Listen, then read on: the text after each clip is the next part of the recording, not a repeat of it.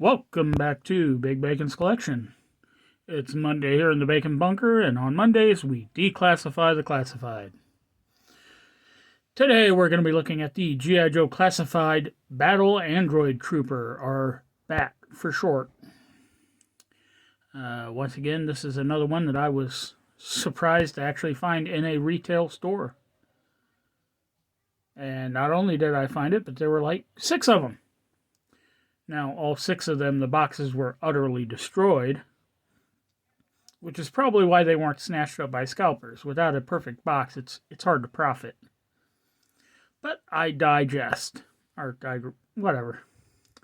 So, we're going to go ahead and look at the accessories. We're going to look at the figure. We're going to gear up the figure. And then we're going to put him on the shelf. So,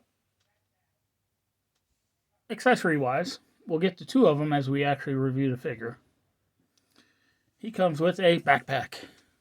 This backpack is very similar to the version that came on the Vintage and the 25th and newer ones. Obvious exception being this side piece here.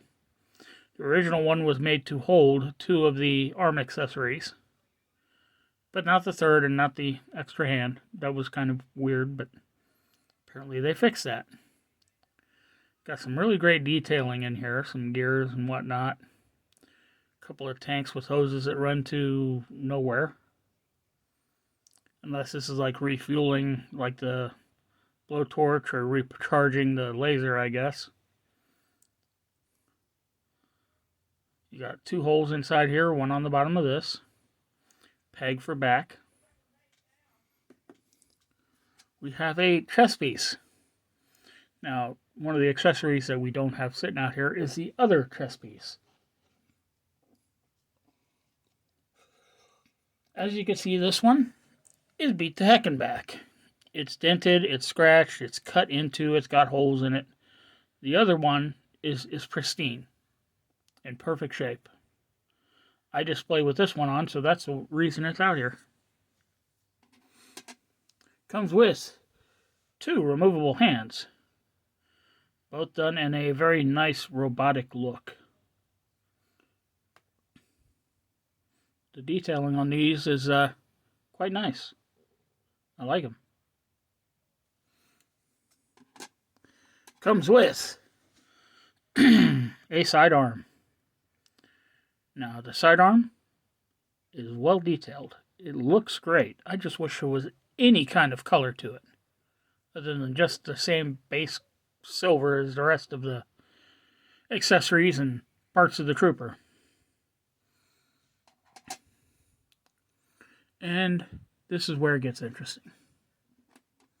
So, he comes with a flamethrower. I like the flamethrower. I think it's a really cool accessory. So, I'm going to put her on the figure. Come on. Peg in there. Takes a little bit of work, but you actually can get it pegged in. Next up we have a laser. The laser attachment has a peg hole. Also has a peg. But I'm not going to use this one. So I'm going to pop this one into a backpack.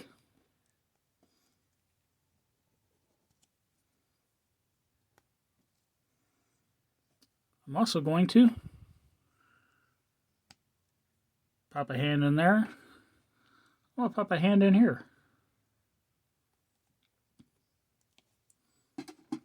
And last but not least, it comes with the claw. Now the 25th, the modern 4-inch ones, actually has an articulated point on here, so it can open and close. This one does not. However, I mean, it is soft enough that you can kind of twist it to get something in there, but I wouldn't recommend trying too hard. You don't want to snap it. So, that's right, he's double fisting. So that does it for the accessories.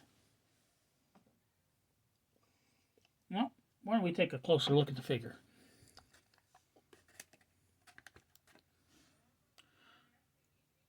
So I've got this busted up head on here. It's battle damaged, just like the chest piece was.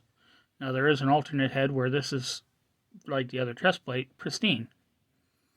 I think this adds a lot more character to the look. Silver paint details, got this really bright blue for the eye. Got this kind of gunmetal underneath color. Silver faceplate. Yellow epaulets, which are not painted in the cleanest. But I'd rather have a little sloppy paint than no paint. Silver buckles, got silver up along the collar. Around this chest box. And in the original vintage one, you had a lenticular piece, a sticker that was somewhat 3D. In the 25th and newer, they just had a clear plastic plate that went over this, so you could see everything inside. This one, you can either leave it open, or you could throw one of the chest pieces on.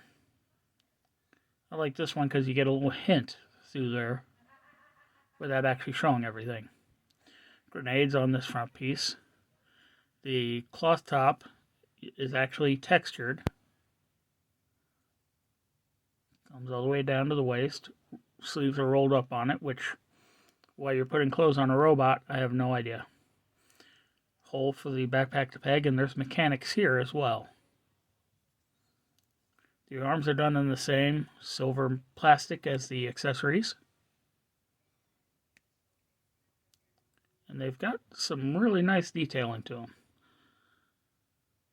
Now, unlike the older ones, it doesn't pop off here near the elbow. It pops off all the way up the wrist. So, yellow belt, silver buckle, hang down holster, thigh holster. Pants are the same texture as the top. Got this strange silver mechanism over here, which is present on the other versions as well.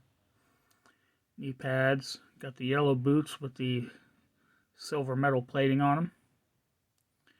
All in all, this is just a really great looking figure. Now, articulation wise, we've got a ball joint on top of a hinge. Now, because of this raised collar, that's all the up you're going to get. The neck itself is also articulated, so you can look down a bit. You got some tilt and rotation. Arms hinge up to 90 easily. Forgot to mention the Cobra emblem on the sleeve. There is a very nice butterfly joint in this figure. Rotates, bicep cut for rotation. You have a mechanical looking double jointed elbow, which for this figure works really well. Great range to it. It might not be the prettiest, but it's a robot, so you can be forgiven. Wrist rotates, and I forgot to point out on the hands, but the hands are both horizontally hinged. There's an ab crunch that is not obstructed in any way, so leaning forward, you don't really get all that far because of the box. Leaning back, he's got some good back. He's got a ball joint at the waist, which allows for a little bit more up and back, a little bit of side to side.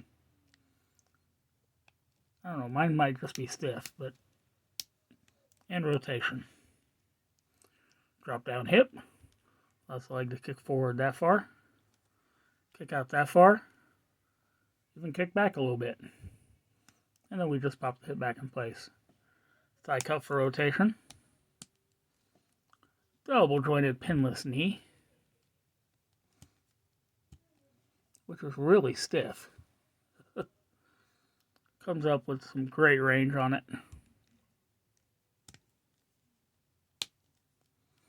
Boot cut for rotation. Foot hinges back that far. Forward that only that far because of that metal plate. And then forward rocker for positioning. The belt is a separate piece and it will sometimes ride around, but you can easily just position it wherever you need it.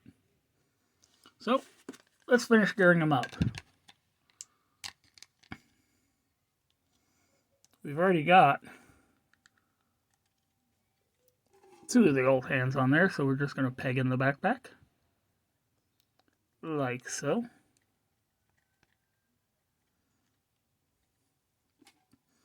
Slide the weapon into the holster. It is a bit of a tight fit, but a little bit of pressure will get it in there.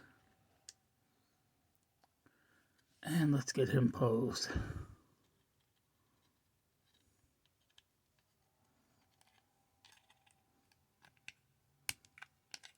Come on, thigh. There we go.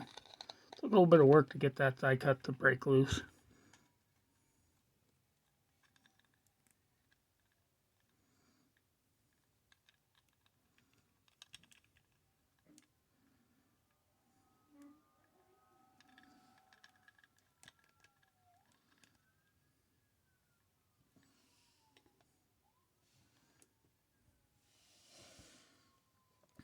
And there we have it.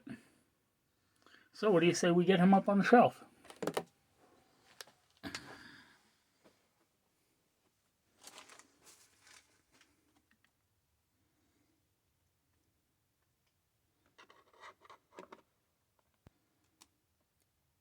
And there we have him. As you can see, things have been rearranged into release order. So, he fits right up there nicely next to his Alley Viper buddy. Once again, thanks for tuning in. Be sure to subscribe, like, share, comment, hit that notification bell, and I'll see you all next time.